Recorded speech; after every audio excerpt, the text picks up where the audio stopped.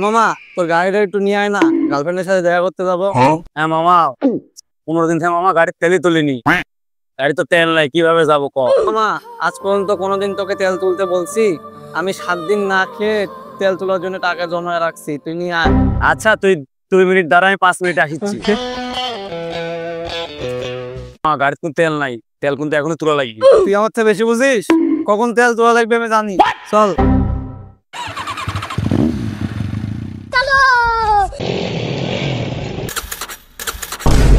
তেল তুলতে কোনো তেল তো তুললু না, এখন তো গাড়ি বন্ধ হয়ে গেল। আরে মামা ভাবনু যে গার্লফ্রেন্ডের সাথে দেখা করে আসার সময় তেল তুলবো না, এখন পুরো হয়ে গেল, কি করে কি করবো বল?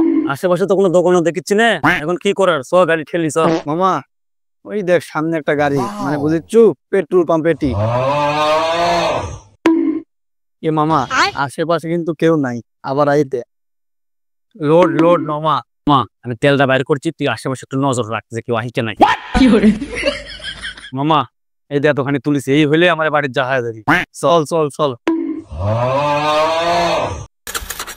কি করেছিল মামা, কি হইলো? কি জান বুঝতে তো পারছি না। এ ভাই আপনি গাড়ি ঠেলেছেন কিসে? আপনার গাড়ি তো তেল আছে। আরে ভাই আর কোয়েন না, সকালবেলা পেট্রোল তোলা বাদ দিয়ে ডিজেল তেলে চলে যাচ্ছি।